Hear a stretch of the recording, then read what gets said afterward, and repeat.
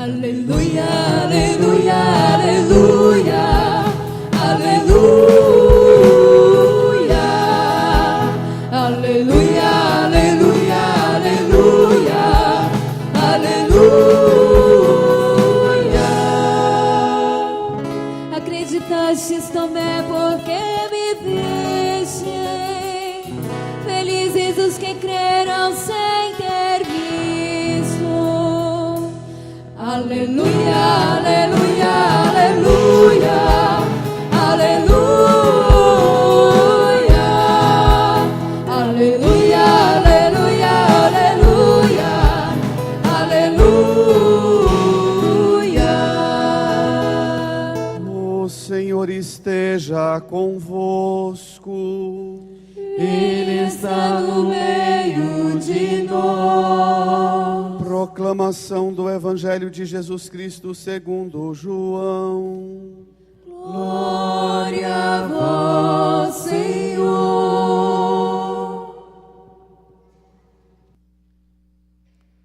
Ao anoitecer daquele dia, o primeiro da semana, estando fechadas por medo dos judeus as portas do lugar onde os discípulos se encontravam, Jesus entrou e, pondo-se no meio deles, disse: a paz esteja convosco.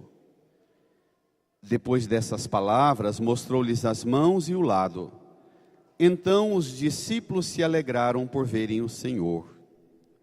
Novamente, Jesus disse: a paz esteja convosco.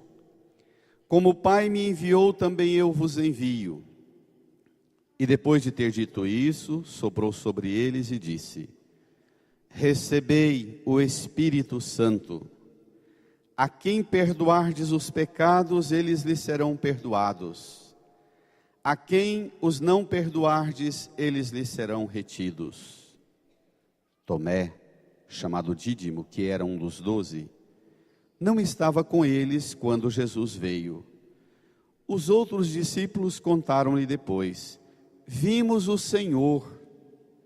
Mas Tomé disse-lhes: se eu não vir a marca dos pregos em suas mãos, se eu não puser o dedo nas marcas dos pregos e não puser a mão no seu lado, não acreditarei.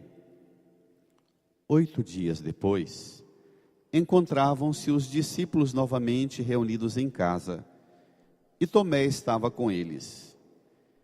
Estando fechadas as portas, Jesus entrou, pôs-se no meio deles e disse: a paz esteja convosco. Depois disse a Tomé: põe o teu dedo aqui e olha as minhas mãos. Estende a tua mão e coloca-a no meu lado. E não sejas incrédulo, mas fiel. Tomé respondeu: meu Senhor e meu Deus. Jesus lhe disse: acreditaste porque me viste? Bem-aventurados os que creram sem terem visto.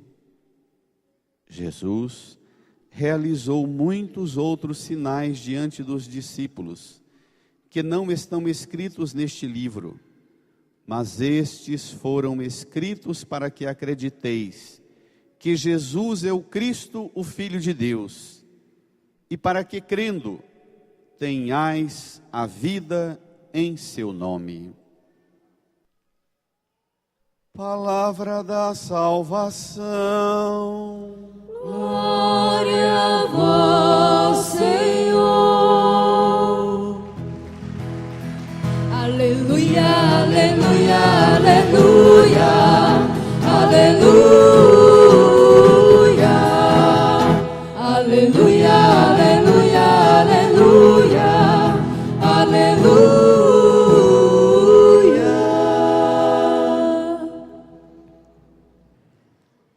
Humildemente, inclinemos a nossa cabeça, façamos um tempo de silêncio e interiormente peçamos ao Espírito Santo que hoje nos faça compreender plenamente tudo que essa palavra nos revela.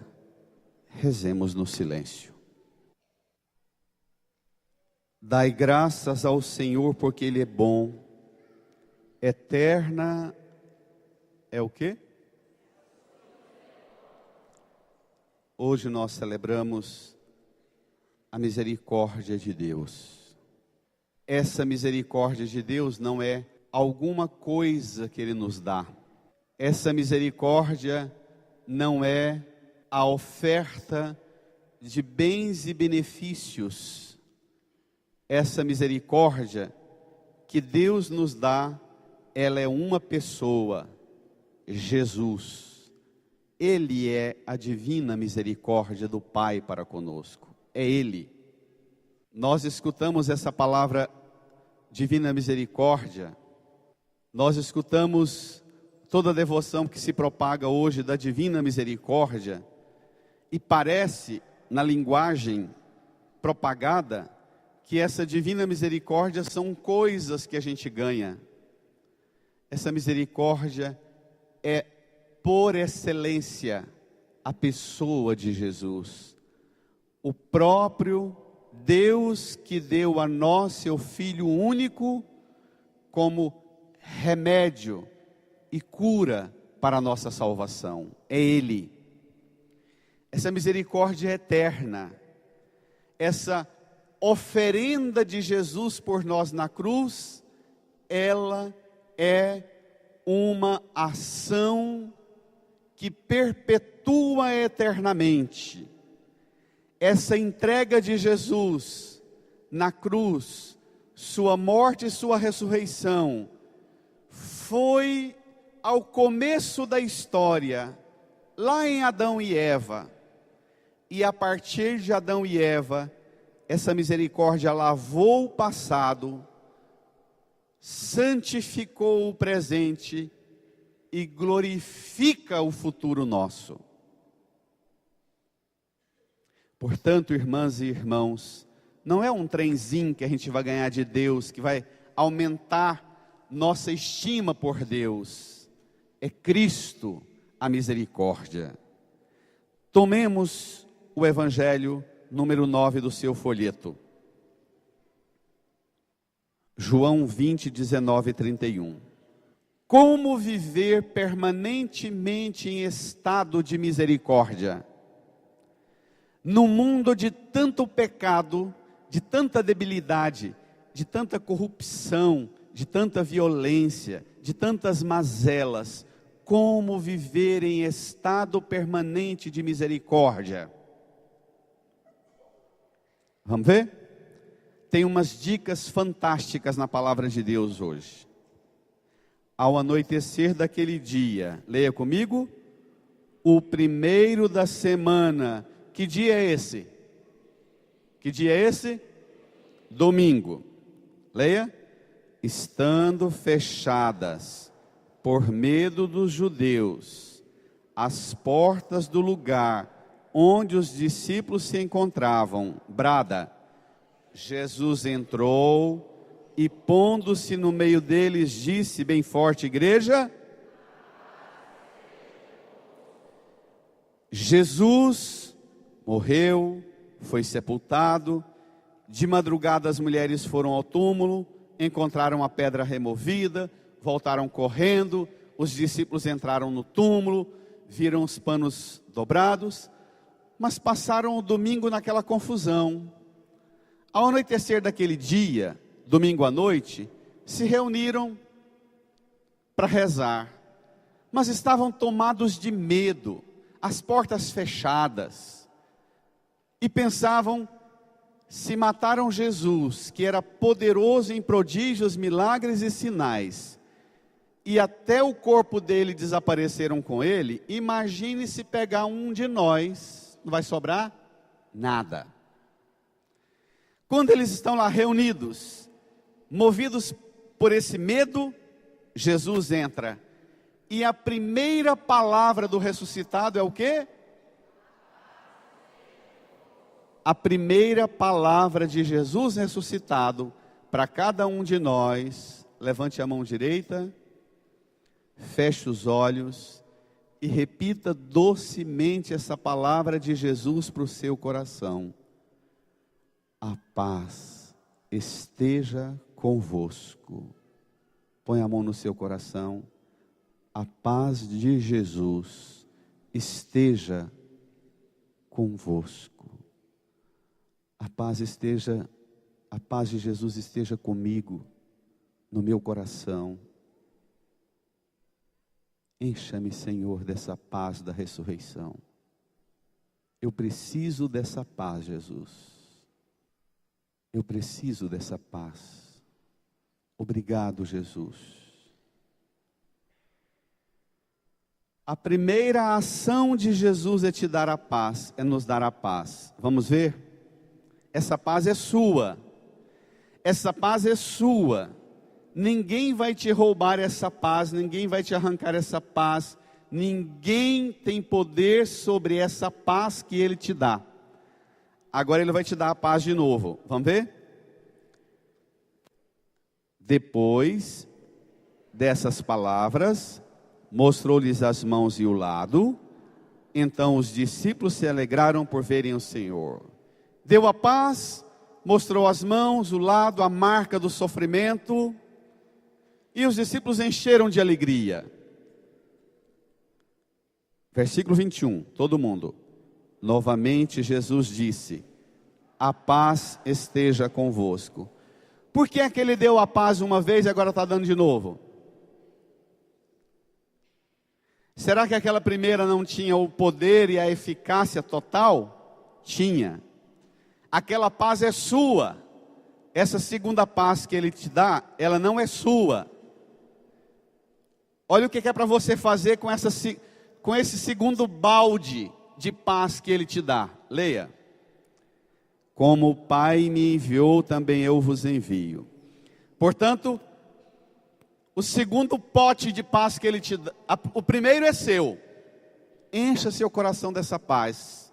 E nada no mundo arrancará essa paz. O segundo pote de paz é para você fazer o quê? Como o Pai me enviou de lá para cá, eu também envio vocês. Abra essa porta. Abra essa porta que está trancada, a porta do coração seu, que está trancado, esse medo que está dominando você. Abre essa porta, vá lá para fora. Aqueles que me mataram, que judiaram, que me humilharam, leve essa paz para eles. Tem muita gente lá fora precisando dessa paz de Jesus? Então reaja. Porque essa segunda paz, quando Jesus fala, pela segunda vez, a paz esteja convosco, como o Pai me enviou, moçada, sai daqui, abre essa igreja, abre esse coração, vá ao encontro das pessoas que no mundo precisam de paz. Quando Jesus fala isso, eles começam a tremer e a suar de medo. Nós também. Aí Jesus tem uma atitude de mãe, uma delicadeza ao gesto de Jesus. Leia comigo, versículo 22. E depois de ter dito isso, soprou sobre eles e disse, brada a igreja: a quem perdoardes os pecados, eles lhes serão perdoados. A quem os não perdoardes, eles lhes serão retidos. Olha, a paz que Jesus te dá, Ele tem autoridade de te dar essa paz. Saia daqui com essa paz. É sua. Mas a paz que Jesus te dá e que você tem que levar para os outros, você se prepare. Porque para você dar conta de levar essa paz, você precisa de uma unção sobrenatural. Não arrisque sair da igreja querendo levar a paz de Jesus com a sua própria força, com as suas próprias virtudes e seu heroísmo. Não arrisque, você não vai dar conta. Porque as pauladas são grandes. Essa segunda paz que Jesus dá, que a gente tem que levar, nós só vamos dar conta de levá-la mediante o sopro do Espírito Santo. Só que tem uma coisa grave. Se você deixar Jesus te soprar e dizer, recebei o Espírito Santo, você vai ter que levar a paz. E essa paz vai ser resultado de uma obra de misericórdia. Está lá no final. Depois dele soprar, dar o Espírito Santo, ele fala que a gente tem que levar a paz, e essa paz tem um nome. Os pecados daqueles que vocês perdoarem serão. Os pecados daqueles que vocês não perdoarem serão. Então, essa segunda paz que Jesus dá e manda a gente ir com o sopro do Espírito Santo, essa paz tem um nome. Ela acontece, ela é obra do perdão. Ela é obra do quê? Do perdão. E perdoar é fácil? Só porque, sabe que a gente vai, é bom demais, a palavra de Deus, ela tem um poder tão extraordinário. A gente vai ficando velho, e parece que a palavra de Deus vai falando com a gente, coisa que a gente escuta a vida inteira, e de vez em quando eu me assusto, porque eu me dou conta de coisas que eu nunca percebi. E essa semana, meditando essa palavra, eu me dei conta de uma coisa que eu nunca tinha percebido. Que é o seguinte: a partir de hoje, nós temos que ter paz no coração. A partir de hoje, nós temos que levar paz para o mundo. A partir de hoje, nós temos que levar perdão para o mundo. Não com a nossa força, mas com a força do Espírito Santo. E a partir de hoje, presta atenção no que eu vou falar. A partir de hoje, acabaram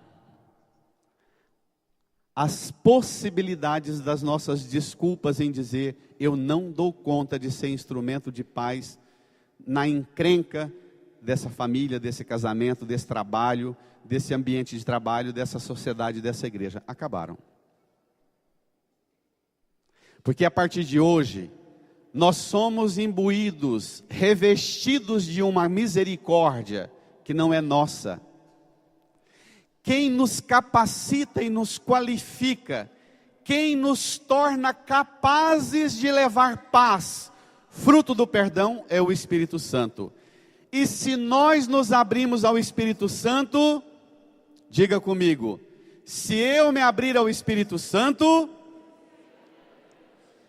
ô igreja, dê uma reagida, se eu me abrir ao Espírito Santo, acabou toda forma de desculpas.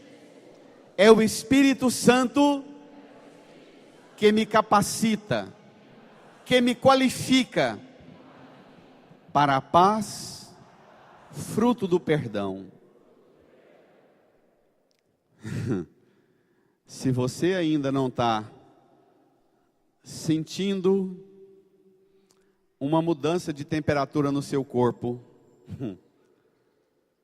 de espanto com isso, peço ao Espírito Santo, porque o trem vai ser feio. Minha gente, o mais assustador, o mais impressionante é que essa paz de Jesus não é essa pazinha ordinária do shopping e do mundo, não. A paz de Jesus não é a ausência de conflito, de tensão, de problemas e de dificuldades, não. Não significa que você vai sair daqui e lá na sua casa, a partir de hoje, está tudo mudado, transformado e virou o maior paraíso e jardim. Não se iluda. Porque se Jesus manda a gente embora, soprando sobre nós e nos dando o Espírito Santo e manda a gente perdoar, minha gente, perdão a gente dá para quem? Para quem ofende a gente. Se Jesus manda a gente embora para perdoar, significa que lá, na nossa casa, no nosso trabalho, na nossa sala de aula, na nossa igreja, nós vamos receber muita pancada. Não se iluda. Está claro? Não se iluda, Jesus não está te enganando. Não se iluda para você sair daqui igual um drogado que para de enxergar tudo que está acontecendo ao redor dele, um alienado. Não, pelo contrário, a partir de hoje, você vai ter um tipo de exame de vistas e um óculos que você vai enxergar a realidade de forma muito mais dramática do que você enxergou até hoje. Porque a partir de hoje a sua capacidade de ver as ofensas e o erro dos outros vai ser maior. Porque maior a partir de hoje vai ser a sua responsabilidade em dar paz para ele e para ela, perdoando-o. Credo. Credo, não é? Olha, essa é a obra da divina misericórdia. Transformar cada um de nós em homem e mulher de paz. O mundo hoje está precisando de paz? A nossa casa está precisando de paz? Os nossos casamentos, as nossas famílias estão precisando de paz? E de perdão? Como diz os baianos, vixe. Olha o que vem. Versículo 24. Tomé, chamado Dídimo, que era um dos 12, não estava com eles quando Jesus veio. Os outros discípulos contaram-lhe depois: vimos o Senhor. A gente sai da missa empolgado, né? Nossa, mas foi bom demais a missa hoje. Hoje Jesus me tocou, falou comigo. Os discípulos, maior empolgação. Vimos o Senhor. E Tomé, emburrado, igual seu filho, seu marido, seu genro, sua nora que ficou lá em casa dormindo, chegando do boteco e da farra. Olha como é que eles reagem. Leia. Mas Tomé disse-lhe: se eu não vir a marca dos pregos em suas mãos, se eu não puser o dedo nas marcas dos pregos, e não puser a mão no seu lado, não acreditarei. Está nem aí para sua empolgação. Não, mas foi bom demais, domingo encontrei o Senhor. Tomé fala: mas se eu não ver, se eu não tocar, se eu não enfiar meu dedo lá na ferida, não vou acreditar não. E Tomé continua. Passada a semana, versículo 26, leia. 8 dias depois, que dia é esse? Domingo, leia. Encontravam-se os discípulos novamente reunidos em casa. E Tomé estava com eles. Alguma coisa mexeu com Tomé. Ele não acreditou, mas ele veio pelo menos de curioso para a missa hoje. Eu vou lá ver o que essa mulher, o que esse homem está vendo nessa igreja, né? Nessa reunião de domingo na missa, o que está vendo? Vou lá ver, porque tem algum trem que está alterado. Eu vou lá, nem que seja para desmentir ele depois na frente dos outros, mas eu vou lá. E olha a cena. Estando fechadas as portas continuam Fechadas. Nós é custoso, não é? Não somos custosos? Demais. Jesus já deu a paz para nós, já deu o Espírito Santo, já soprou sobre nós, já mandou a gente levar o perdão, mas a gente continua com as portas fechadas. O que tem de católico com as portas do coração, da alma, da vida fechada? E aí, leia.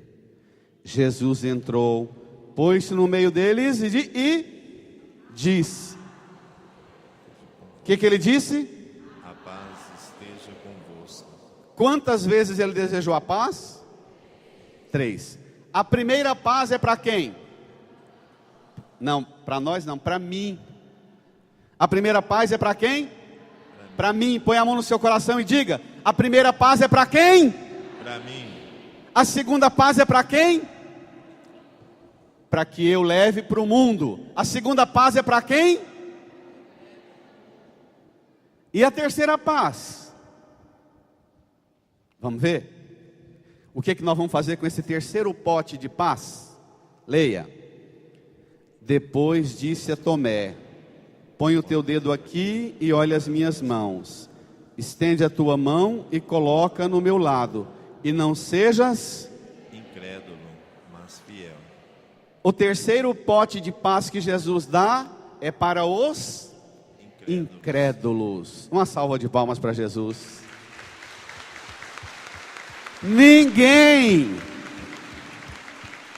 Ninguém escapa da divina misericórdia, minha gente. Até quem não acredita é beneficiado com a divina misericórdia. E é bacana que Jesus fala: não sejas incrédulo, mas fiel. O contrário de incrédulo não é fiel, é crédulo. Mas o crer é resultado de uma fidelidade. Tomé, você faz parte dessa comunidade, Tomé. A partir de hoje, não mata a missa nenhum domingo sequer, Tomé. Tomé, para você renovar o seu pote, encher seu coração de paz, Tomé, não mate mais a missa. Todo domingo, vá celebrar o mistério da minha paixão, morte e ressurreição, que você vai ter essa paz, Tomé. Tão bonito isso, não é? Tão bonito isso. Minha gente, nós não somos um bando de perdidos na margaça do mundo. Nós temos agora a garantia seguríssima de uma relação com Jesus. Onde que eu encontro Jesus? Olha lá, no templo, no domingo. Onde? No templo. Que hora? Na hora da celebração. A partir de agora, nós temos os meios eficazes que garantem a nossa relação com Jesus. Versículo 28. Tomé respondeu: meu Senhor e meu Deus. Agora fica fácil rezar, né? Só que Jesus dá chance, a divina misericórdia alcance até os incrédulos e os infiéis. Jesus dá para ele a possibilidade dele professar a fé, meu Senhor e meu Deus. Mas Jesus dá uma bronca tão lascada em Tomé. Vamos ler? Versículo 29. Jesus lhe disse: bem, acreditaste porque me viste? Bem-aventurados os que creram sem terem. Tem uns besta que você fala para ele, você fala para eles as coisas da fé, eles dizem: ih, eu sou igualzinho de Tomé. Tem gente na igreja que tem orgulho de dizer que ele é igualzinho Tomé. Sou igual São Tomé. Besta, bobo, incrédulo, infiel. Acredita demais no que seus olhos mostram, no que seus olhos veem, mas acredita pouco naquilo que a misericórdia de Deus revela. Tomé, bem-aventurados os que creram sem terem visto. Versículo 30. Jesus realizou muitos outros sinais diante dos discípulos que não estão escritos neste livro. Leia. Mas estes foram escritos para que acrediteis que Jesus é o Cristo, o Filho de Deus, e para que crendo tenhais a vida em seu nome. Para que tem a Bíblia? Para que tem a proclamação da primeira leitura, o salmo, a segunda leitura, o evangelho e a pregação na missa? Para que, tendo a escritura diante dos olhos e do coração, a gente leia a escritura, a gente creia em Jesus, e crendo em Jesus nós tenhamos a vida em nome dele. Nós temos que nos ocupar com as sagradas escrituras. Nós temos que amar a palavra de Deus, ler a palavra de Deus, rezar a palavra de Deus, suportar uma pregação num domingo de manhã. É a pregação da palavra que abre o horizonte do crer. E é crendo que a gente tem vida em nome de Jesus, não em nome do meu suor, das minhas conquistas, do meu salário, das minhas compras, das minhas aquisições. Não, a minha vida é em nome de Jesus. Pegue a segunda leitura. O que vira a vida de um grupo de pessoas que creem em Jesus? O que acontece com um grupo de gente que acredita em Jesus e vive em comunidade? Leia, dos Atos dos Apóstolos. número 6 do seu folheto, a primeira leitura. Primeira leitura, Atos dos Apóstolos, capítulo 4, versículo 32 a 35. Desculpe eu falar assim, mas se você tem celular que tem acesso à internet, e internet em casa, nós estamos gravando as pregações. No seu trabalho, mesmo no carro, tem como colocar no som. Escute essas pregações durante a semana. A pregação de domingo passado, domingo de Páscoa à noite, eu tenho feito um exercício de eu escutar as pregações que eu faço durante a semana. Hoje eu faço a pregação para vocês, mas também para mim.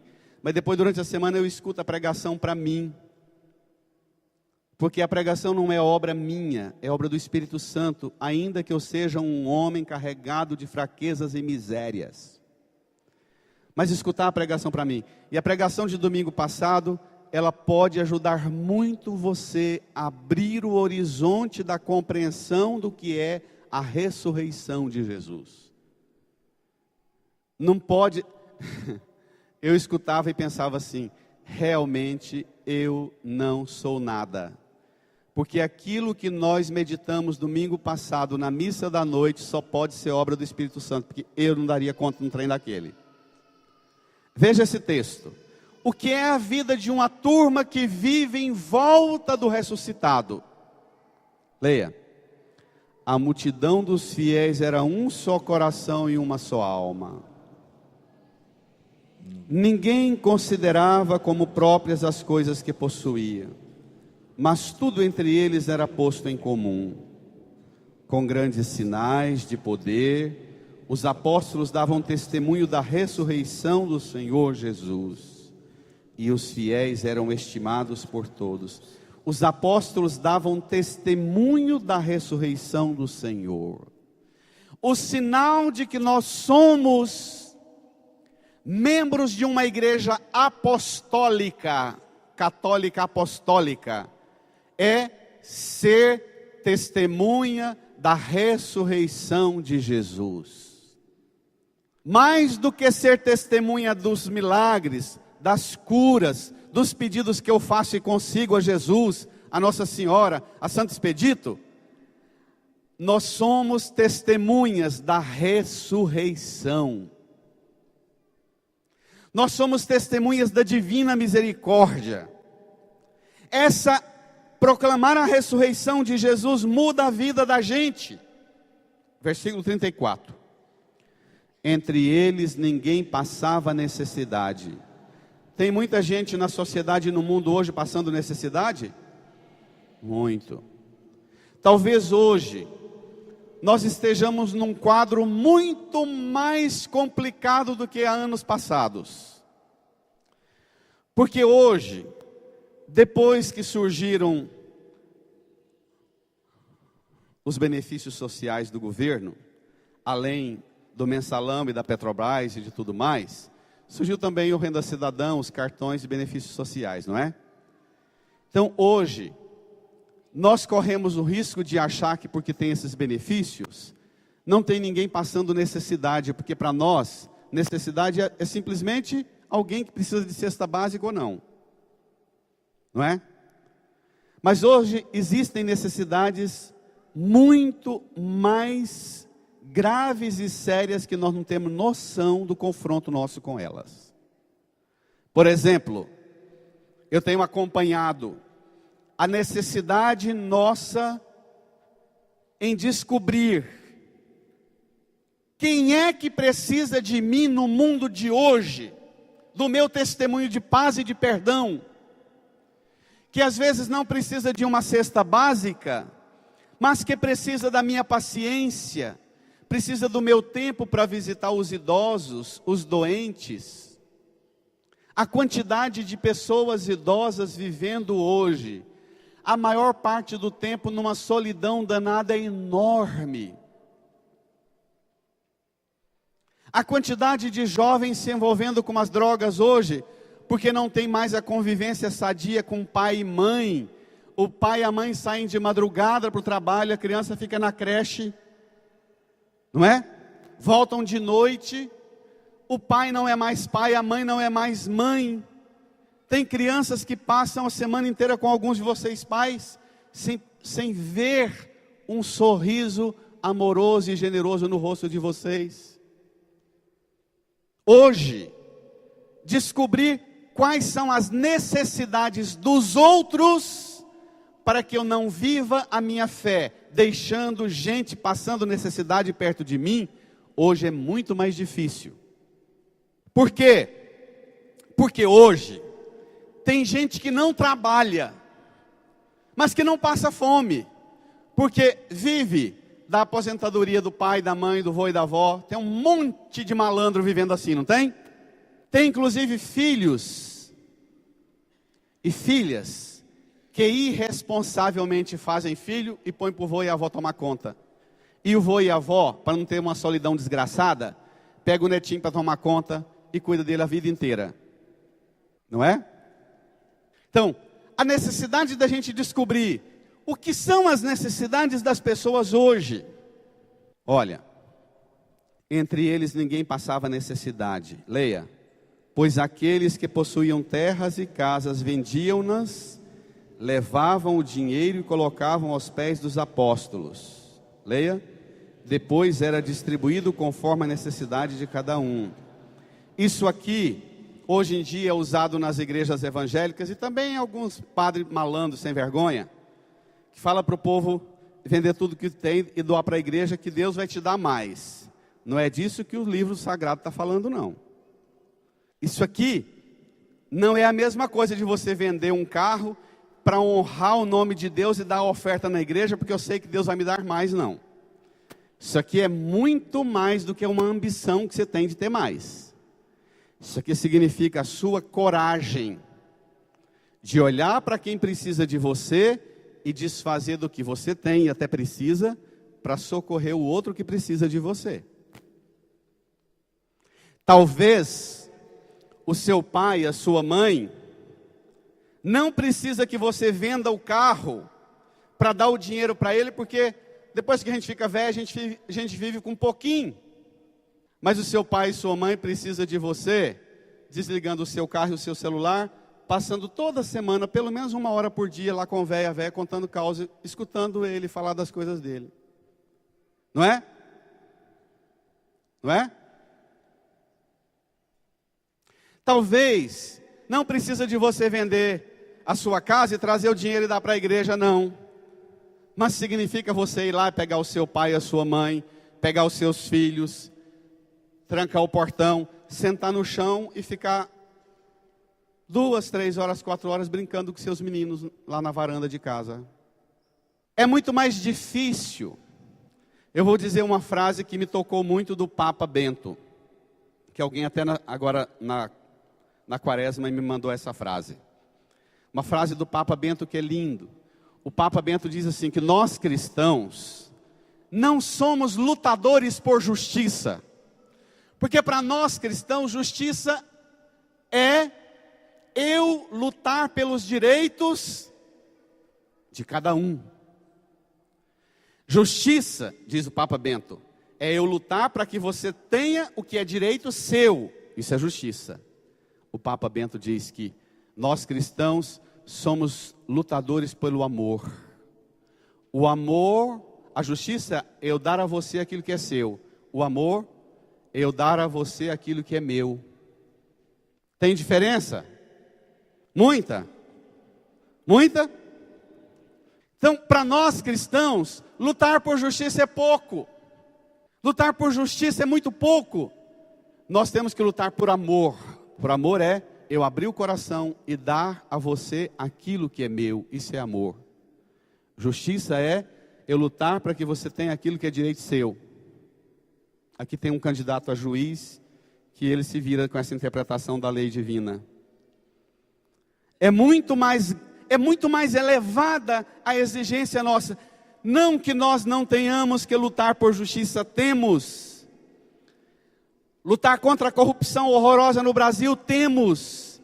Em todas as instâncias, a nojeira da corrupção, temos que lutar. mas o final ainda não é a justiça. O final de tudo é o quê?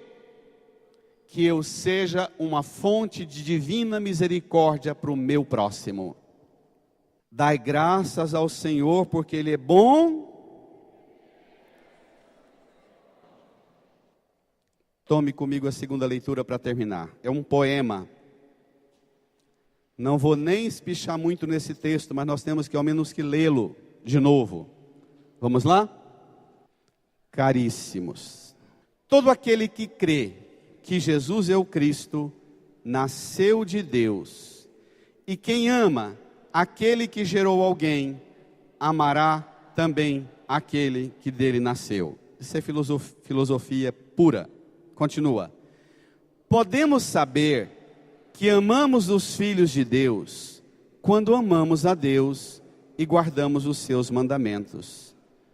Pois isto é amar a Deus. 2 pontos. O que é amar a Deus? Observar os seus mandamentos. Continua. E os seus mandamentos não são pesados. Leia. Pois todo o que nasceu de Deus vence o mundo. E esta é a vitória que venceu o mundo. Qual é? Leia. Quem é o vencedor do mundo, senão aquele que crê que Jesus é o Filho de Deus? Continua. Este é o que veio pela água e pelo sangue, Jesus Cristo. Não veio somente com a água, mas com a água e o sangue. E o Espírito é que dá testemunho, porque o Espírito é a verdade. Os mandamentos não são pesados. Você não pode sair da igreja já cansado e arriando. Ai meu Deus do céu, divino Pai eterno, eu vou ter que levar paz e perdão para que as encrencas lá em casa. Não pode ser isso. Não pode ser isso. Ai meu Deus, que sofrimento que vai ser essa semana. Eu vou ter que amar e perdoar aquele meu vizinho, aquele meu colega de trabalho, aquela encrenca daquela pessoa lá na minha igreja. Não pode ser isso. O mandamento do Senhor não é pesado. Para curar a nossa compreensão errada de que a fé é um peso moral de regras duras e severas, nós precisamos nos deter diante da cruz e ver que a salvação veio por sangue e por água. Não só por água, mas por água e por sangue. É o sacramento do batismo e o sacramento da Eucaristia. O batismo nos põe dentro da graça e a Eucaristia nos sustenta, nos fortalece para levar essa graça para o mundo, a paz e o perdão. Inclina a sua cabeça. Feche os olhos, abra as portas do seu coração e peça a Jesus, para não deixar você sair dessa igreja hoje, sem a paz que só Ele pode te dar, sem a paz que você precisa levar para o mundo, o perdão que você precisa levar para o mundo. Peça de Jesus essa graça.